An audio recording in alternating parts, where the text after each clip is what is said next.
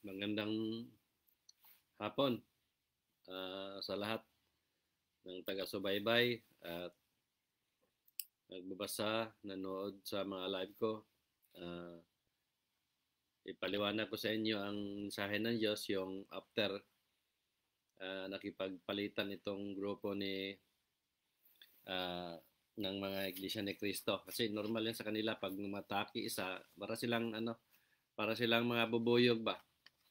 Pag nangagat, sabay-sabayan sila. Di naman bago sa akin yan. So yun yung pumasok na mensahe. Ang nagsumikap ng husto ito si Justin Torres. Silang apat, si Aldrin Lauro at saka Marjolien Ann at saka si Lini. So share ninyo para mapanood nila.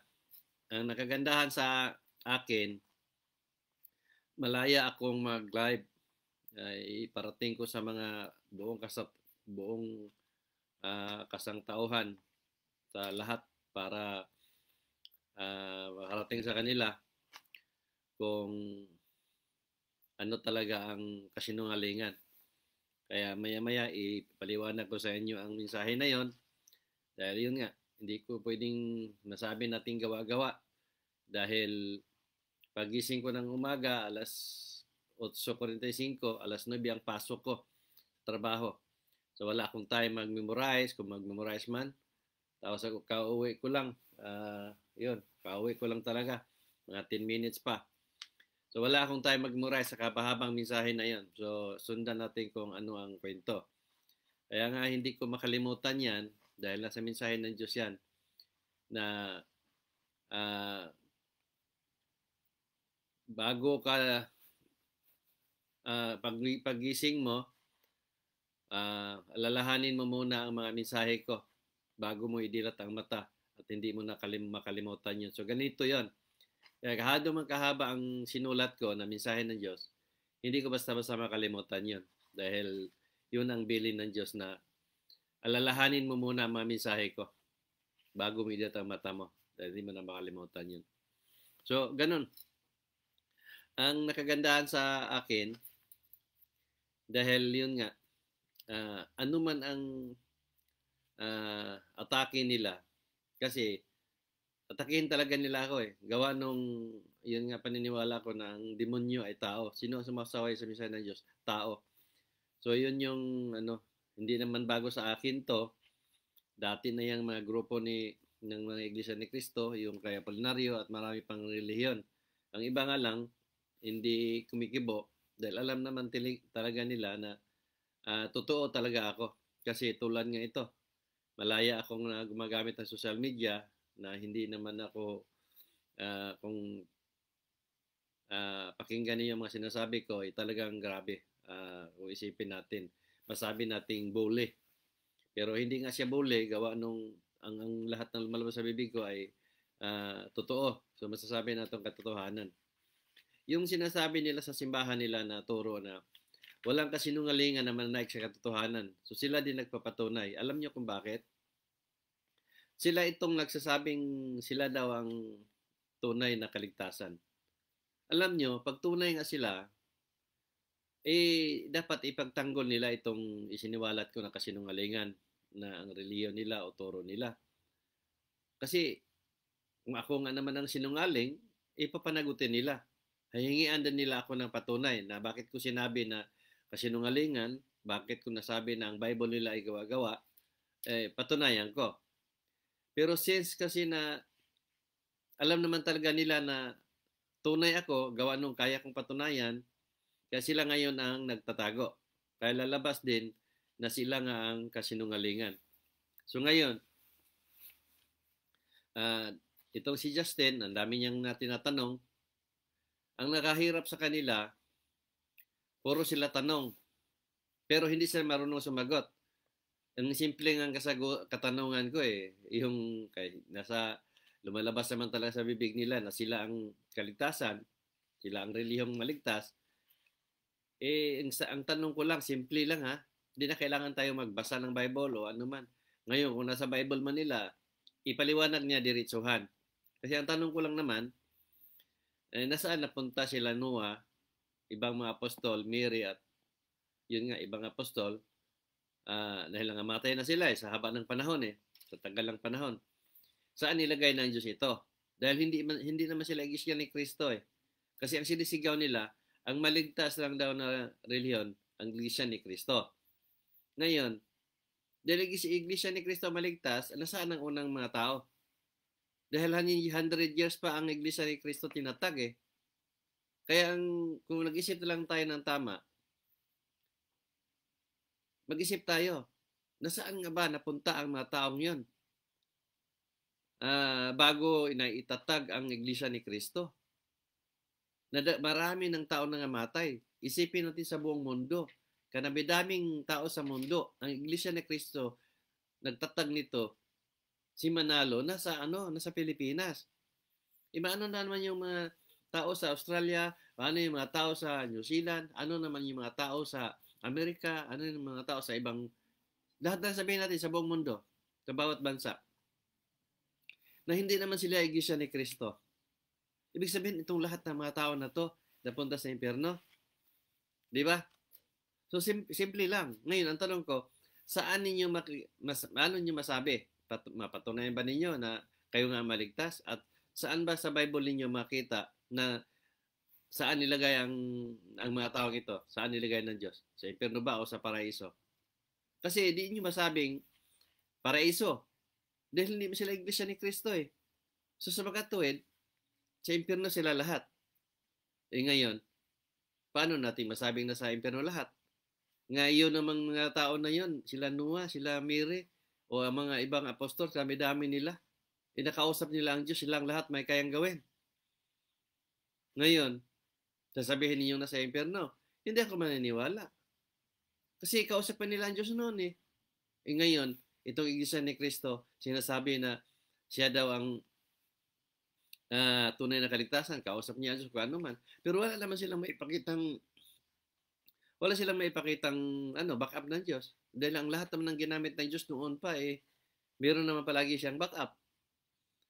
So lumalabas na ang bawat relihiyon nagsasabing pinag-utusan sila na wala namang kayang gawin o ipakita na backup ng Diyos, malinaw doon na kasinungalingan.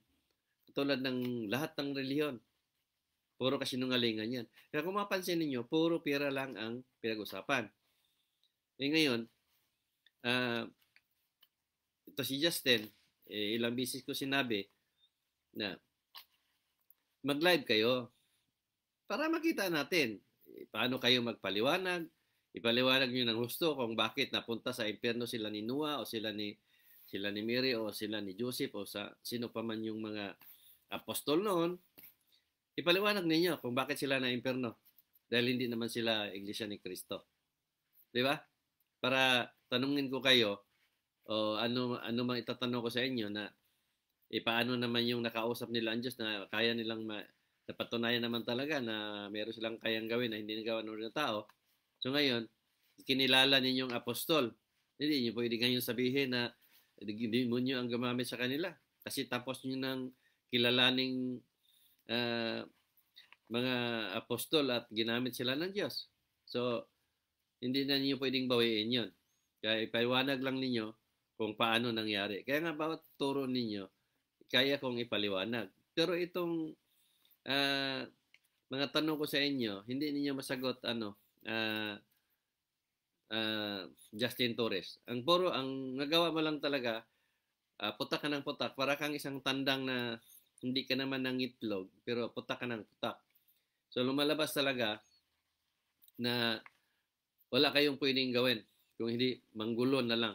Pero anyway, ano man ang gagawin ninyo, ako pa rin ang nanatili dito sa harapan ng mga tao na nagpaliwanag ng maayos at pinapatunayan ng Diyos na totoo nga ang mga na sinasabi ko. Tulad na sinasabi ninyo na simpleng himala lang daw yung nagawa ko. Paano naging simple yon?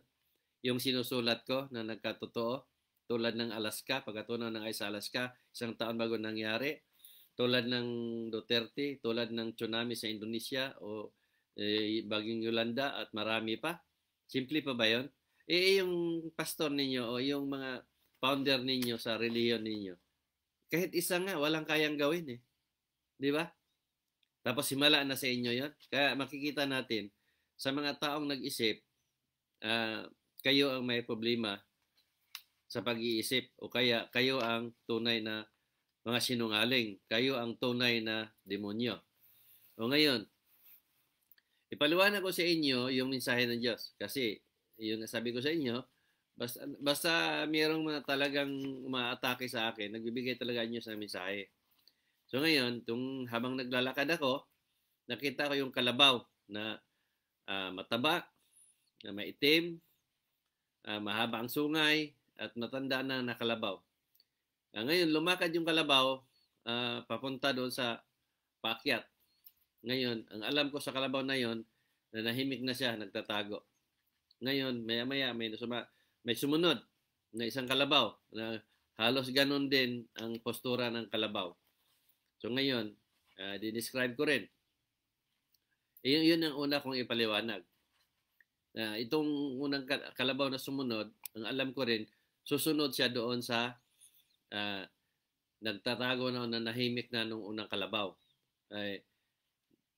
Ang ibig sabihin ng Diyos doon, na itong mga relihiyon ninyo, itong founder na ito, sinimbolo sila ng demonyo sila eh. Iba paniniwalaan ninyo, demonyo. May sungay. So ito yon, yung itim na demonyo na sinasabi ninyo na may sungay kasi maniwala nga kayo na may espiritong demonyo na may sungay. So pinahantulad kayo sa isang kalabaw na makasalanan dahil maitim ang kalooban ninyo. Dahil ang Diyos mismo ninyo, pinagkakitaan ninyo, binibinta ninyo ang salita at pangalan ng Diyos. Kaya anong itatawag sa inyo? Di ba may itim ang budhi ninyo?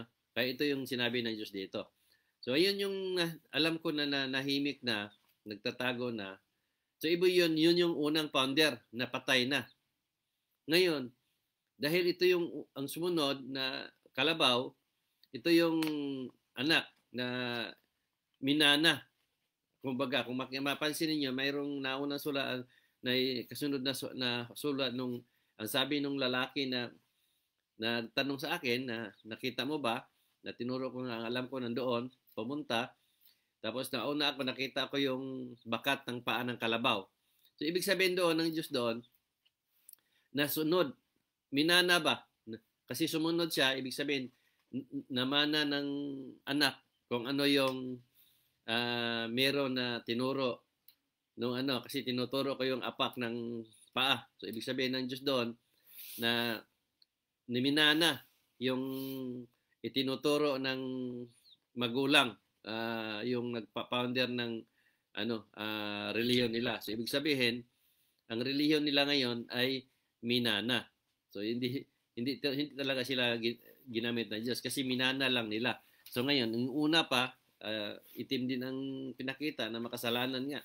So ito din yon ang Ngayon, nang hindi ko nga makita, yun, sinabi nga ni Jesus Christ na hindi nakita umang kalabaw, sabi niya, tingnan mo, sabi turo sa daliri niya, yun nakita ko yung tatlong kalabaw sa bawat parte. Nakita ko yung mga bagitong kalabaw pa na maiiksi pang sungay, di katulad nung matatanda na ng haba na ng sungay nila. So ito yung sila Justin Torres at itong si Aldrin, Lauro, sino pa yung mga kasamahan niya, yun sila hinantulad sa kalabaw. Kasi yung paniniwala ko na ang demonyo ay tao. Kaya nga sabi nga ng Diyos doon na sila yung mga nakipagpalitan sa iyo na sumaway sa mensahe ng Diyos. So yun yung malinaw na hinahalin tulad sila ni Justin ng ilagay na lang natin ang buong membro ng Iglesia ni Cristo. Masabi nating naniwala kasi sa kanilang turo, masabi natin na nahantulad sila sa isang kalabaw na may mga sungay o demonyo ang tawag. Pero yung mga natumiwalag, ibig sabihin doon, paano sila nagkaroon ng sungay? Hindi na sila naniwala doon. So, yun yung portion na yun. Tapos, yun yung lumakad kami. Nakita ko yung dalawang puno matirik na daan na parang puno siya, na sobrang tirik na umakyat kami sa taas. Nagpatihulog si Jesus. Napalingon ako noon, di ba, nung una, na si Jesus Christ, na Jesus Christ pala, sabi niya, na alam mo naman ako, nagbabago ng anyo.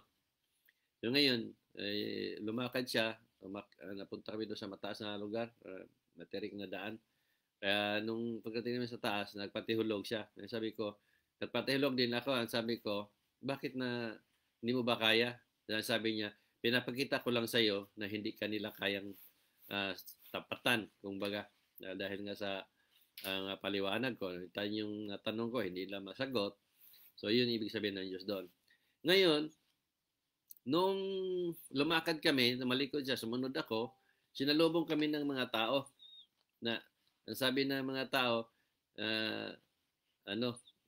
meron kaming alam tungkol sa mga taong yun. So, ibig sabihin ng Diyos doon, ito yung mga iglesia ni Kristo na naniniwala sa mga isiniwalat ko. Ito yung mga taong, itong nag-isip ng tama na membro nila na nakarinig sa mga paliwanag ko o nakabasa sa mga sinulat ko na nagkatotoo o ano pa man yung turo ko na paniniwala na nagmula sa sarili kong paniniwala at kaya kong patunayan gawa ng may bakapan Diyos. So ito yung mga taong ito na sumalubong sa akin na meron silang alam. So ibig sabihin ng Diyos doon, marami silang alam na katiwalian sa relihiyon nila. Pero hindi nga silang, yung nasabi nga ng Diyos, di ba? Nasabi ko na, isabihin niyo sa akin kung ano ang ano ninyo na alam, kumbaga sa magsasabi sila na wala naman akong papel o lapis o ballpen, kaya humihingi ako. Pero ang binigay sa akin, bag. Ibig sabihin ng Diyos doon, sa dami-dami nilang alam, hindi na pwedeng isulat. Kaya bag nang binigay para ilagay nila sa isang bag kasi sa sobrang dami na. So ngayon, yung sabi nga ng Diyos na hindi nila pwedeng isiwalat sa publiko dahil nanganganib din ang buhay nila. Kasi binabantaan sila na patayin o anuman, kung anuman yung isinasabi nila laban doon sa reliyon nila. So ito yung makikita din natin ng gawain nila. Balitang-balita naman talaga yan sa mga TV na pag may mga ministro silang nagsiwalat nung katiwalian sa reliyon nila, binabantaang patayin. Kaya ngayon nga sabi ko sa inyo, yung pangalan nun, nasa Canada na, kinupkop ng Canada yon. May tawag niyan eh. Kasi diyon sa ilang muntik na mapatay yun, yung ministro na yun. So yun yung isa sa nagpigil sa mga tao na magsalita. Kaya ang ginawa, ang sabi nga ng Diyos, tumiwalag na lang sila ng manahimik para lang sa kapakanan nila o sarili ng kaligtasan. Alam bakit hinabi ito ng Diyos itong mensahe na ito? Kasi kasama to sa pinag-usapan namin ni Justin na maraming tumiwalag, na kilala ko, kapatid ko tumiwalag, kaibigan ko, marami. Basta marami sila. Yung dito sa nagsubaybay sa akin, na tumitiwalag. Ang sabi lang ni Justin, ang sinabi ni Justin doon, kasi daw mayroon silang sinaway doon sa sa utos o ano man yung pinapatupad na pasunod ng Iglesia ni Cristo. Kasi ang Iglesia ni Cristo kasi, pag once kasi na hindi ka na nagsimba, ang gagawin nila niyan, puntahan ka sa bahay. Makita kasi lang, may pansan sila parang opisina yan Pag nagsimba kayo, may pansan sila, bandikla. Titingnan doon ng pastor nila, ministro, kung absent ka o hindi. So ngayon, ilang linggo ka nang hindi nagsamba, so ibig sabihin, hindi ka na nakabigay ng pera. So ang gagawin, may penalty sila dati, 5 pesos yun sa kapatid ko. 5 pesos ang multa pag hindi ka nagsamba. Ngayon, kung nakailang sambak, ilang bisis ka nang hindi nagsimba, punta ka sa bahay. Kukunin nila yung yung aboloy mo, yung dinasyon mo. Kasi kailangan ng pastor, ika nga. So yun, sila naman nagbigay. Kung wala talaga, di may bigay. So pag hindi ka na nagbigay ng ilang balik-balik nila sa pagsingil sa'yo, yun yung ititiwalag kanila. Kasi bakit nga ititiwalag? Kasi hindi na sila nakinabang sa iyo Iglesia ni Cristo ka pa rin, pero hindi na sila kumikita sa iyo. So kung ano man yung meron ka, hindi na nakinabang ang Iglesia ni Cristo. So ngayon, anong gagawin? Ititiwalag kayo. So ganun ang reliyon nila. Ito, bakit ko alam to? Kasi kapatid ko nga, Iglesia ni Cristo eh. Ngayon, matagal ko nakatira sa kanila eh.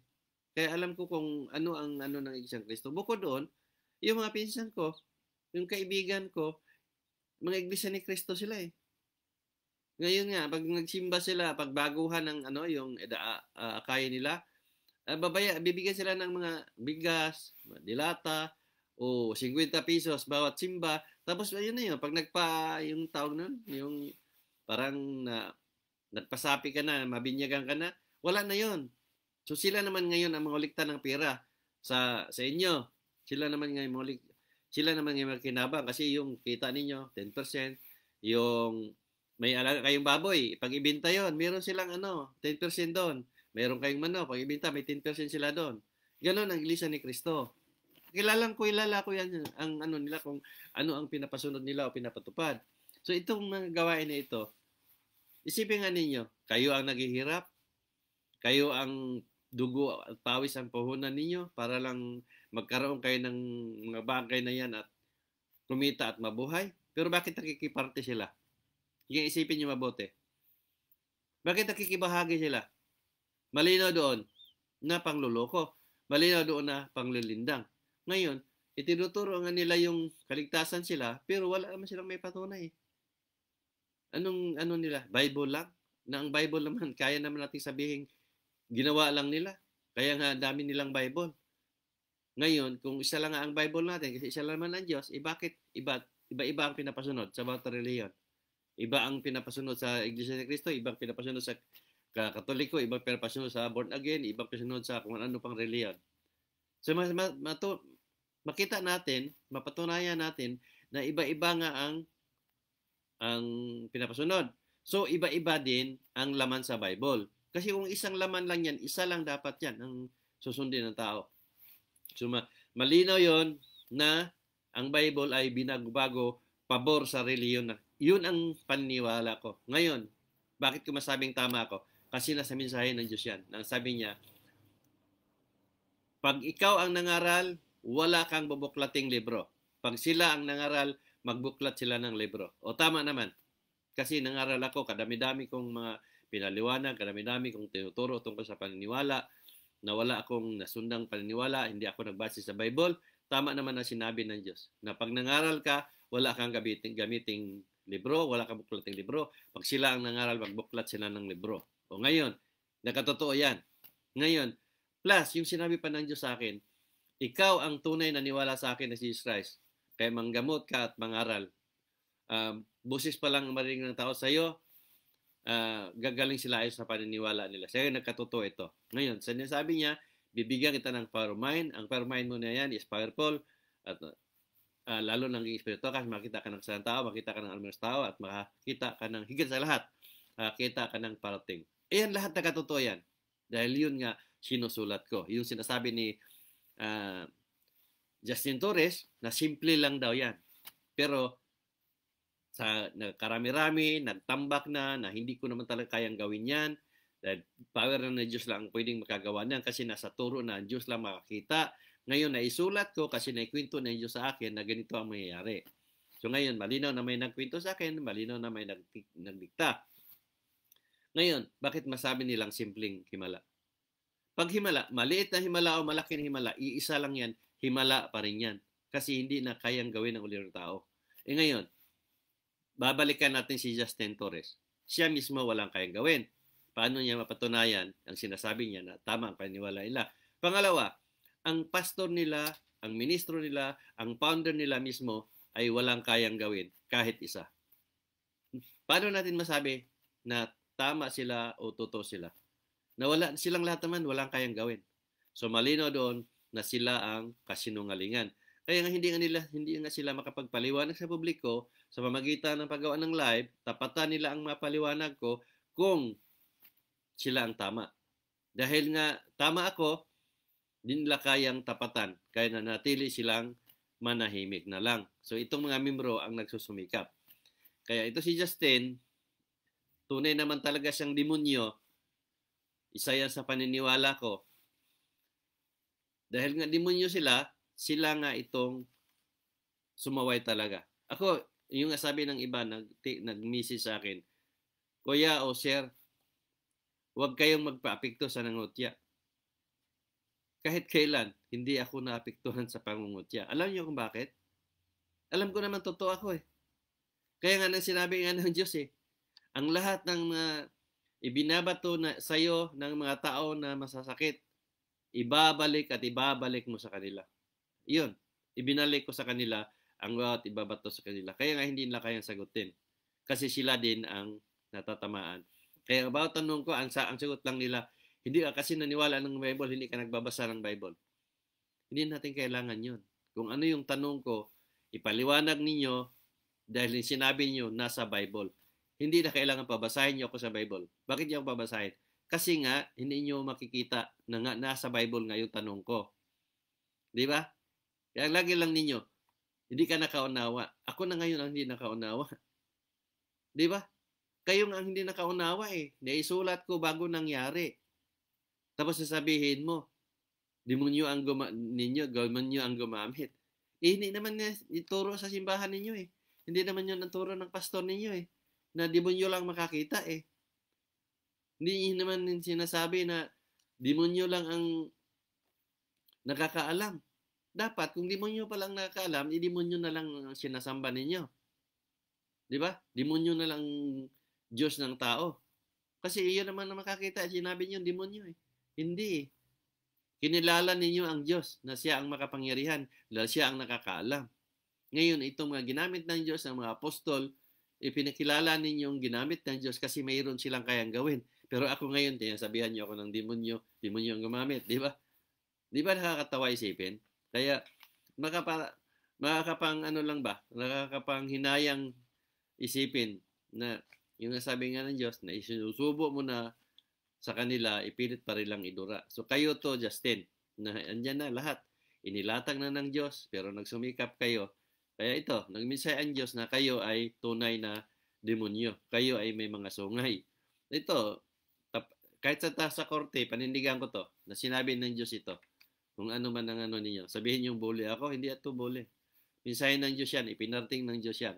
Ngayon, para sabihin ninyo hindi kayo demonyo, patunayan ninyo ang maturo ninyo, patunayan ninyo ang sinasabi ninyo laban doon sa ginagawa ko. Tapatan ninyo para sabihin natin na kayo nga ang totoo at tama at manahimik na ako. Kasi kung mapatunayan ninyo na pinag-utusan nga kayo ng Diyos, titigil ako dito. So ngayon, hindi na kayo magugutom. Dahil alam ko, marami nang tumiwalag sa inyo. Dito sa akin, ang dami ng mga iglesia ni Cristo. Hindi lang ninyo alam. Marami na. Ang iba dyan, pasimple na lang. Kasi yun nga, may mga banta sa buhay nila, mga pamilya nila, minsan nag-away-away na dahil lang dyan. Yung iba nasa kabila, yung kabila naniwala sa akin, hindi na nagsimba, hindi na nagsamba. Kaya yun, nagkaluko-luko na. Pero nasa mensahe ng Diyos lahat yan. So ngayon, yung sinabi ng Diyos na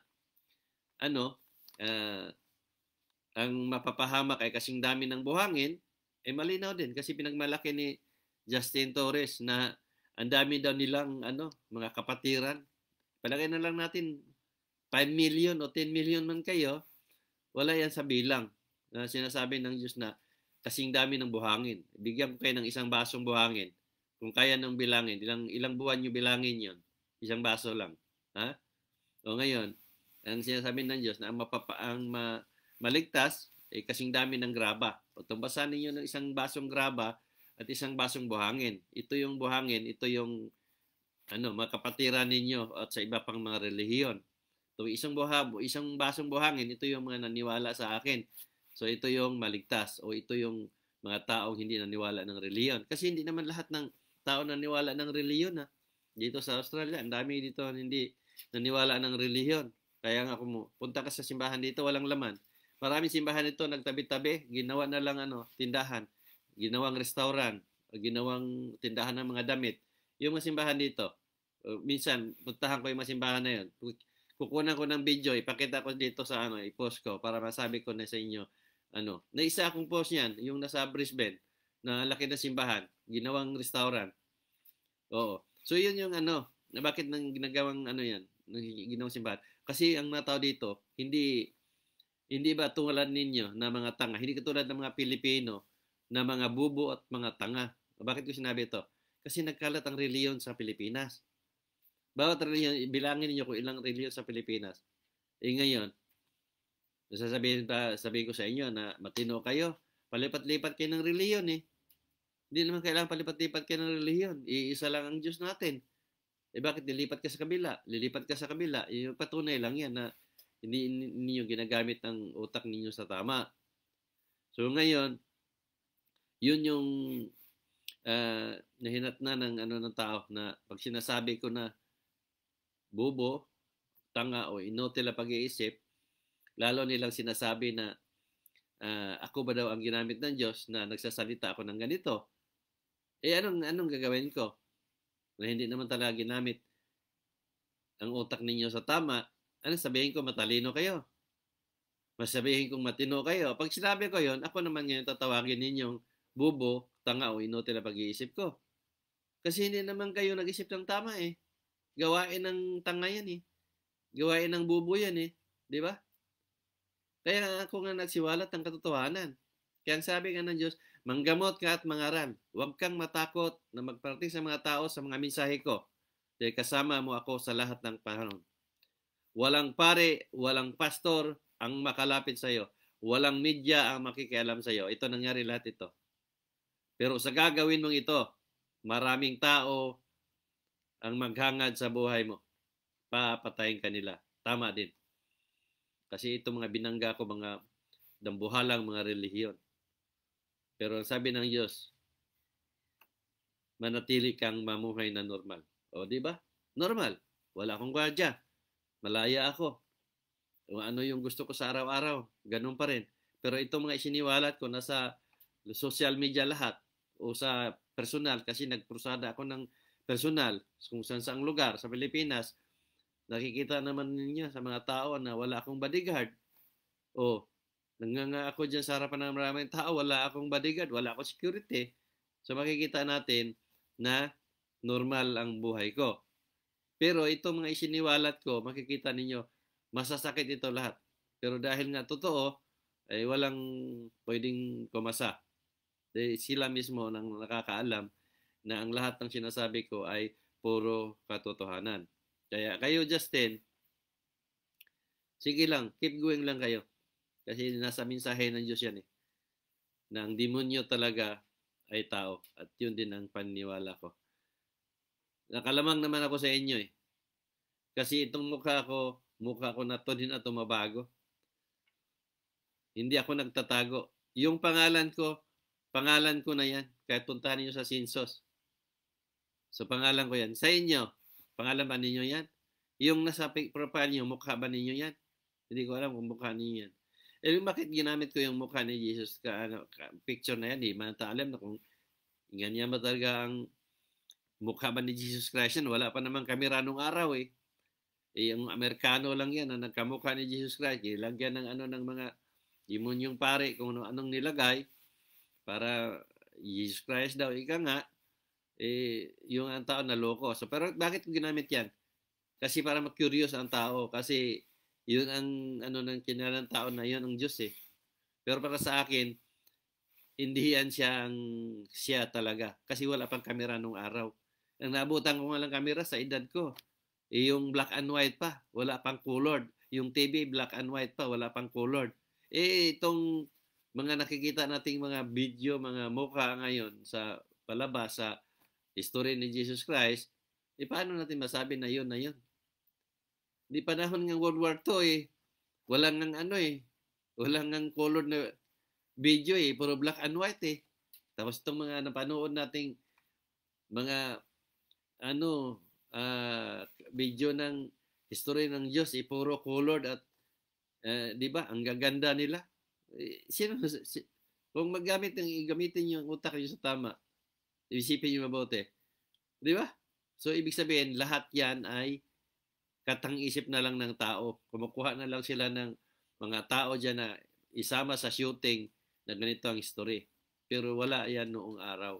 So walang makapagsabi kung ano talaga ang mukha ng ni Jesus Christ na nagkatawang-tao ang Diyos. So, ganun kadali mag-isip para hindi tayo maluko. Kaya, ang problema lang kasi, naging ano kayo, para kayong manikin o para kayong robot ba, na ang remote control ay hawak ng ibang tao. Ang remote control ay hawak ng pare at pastor ninyo. Kaya kayo mismo sa dala ng utak ninyo, hindi nyo magagamit sa tama. Kasi sila ang nagmaniobra ng utak ninyo eh. Kung ano sasabihin ng pastor ninyo, ano sasabihin ng founder ninyo, sunod-sunuran lang kayo. So wala kayong karapatan gumamit sa sarili ninyong pag-iisip at pangunawa. So ganun ang nangyari sa inyo, Justin Torres. At yung samahan mo. Sige lang, hindi ako natatalaba ng pangungutya. Ano man sasabihin ninyo? Dahil alam ko, ano man ang gagawin natin, kahit saan tayo makarating, tunay at tunay akong ginamit ng Diyos. Yung sabi nga ng Diyos, na ginamit kitang kasangkapan. Ipaliwanag ko sa inyo yan at marami ng paliwanag ako dyan. So nasa inyo na kung paano niyo tanggapin ang katotohanan. Alam ko, galit at inggit ang naghari sa puso ninyo. Hindi niyo kayang tanggapin kasi ang alam ninyo, kayo ang gagamitin. Pero hindi mangyari yon dahil hindi kailangan ng Diyos ang reliyon sa isang tao. Ang kailangan lang sa tao gawin, ang gumawa ng kabutihan sa lahat ng bagay dito sa lupa. Yun ang kaligtasan natin. Ngayon, kung ang lahat ng tao ay gumawa ng kabutihan, tiyak, walang gulo sa mundo. Tiyak, walang magtayo ng relihiyon at magnanga diyan na paalala sa mga tao na matakot kayo sa paggawa ng masama kasi ayaw ng Diyos. Walang magaganon kasi walang masama. Dahil masama, kaya maraming nagtatag ng relihiyon para mangaral mag-remind sa mga tao na dapat gumawa tayo ng kabutihan at ito ang relihiyong kaligtasan kasi sila nga raw nagtuturo. Pero yung lahat-lahat na yan, puro na lang yan katang isip at pinag-aralan nila kung ano ang kahinaan ng isang tao para mas madali sa kanila na maghakot ng membro at kumita ng pera. So, ganun lang. So, hanggang dito lang muna. At ipatuloy lang, Justin, kung ano man yung dapat mong isabihin para gawa natin live at marami ding magising sa katotohanan. Kasi hindi naman ibig sabihin na yung mga sinasabi mo ay totoo lahat. Sinabi mong totoo lahat ang sayo, masasabi ko rin na kasinungalingan pa rin. Kasi yun nga, kaya kung patunayan yun at hindi mo nga ang lagi nyo lang sinasabi, bagbasa ng Bible, wala din. Hanggang doon lang tayo. Para tayo mga sirang plaka. Pero sige lang, ano man yung mga komento nyo, binabasa ko yan para malam ko rin kung ano ang ilalive ko. Sige lang, kay ano mo yung lahat, yung mga kasamahan ninyo, kapatiran ninyo, 5 million kayo, di ba?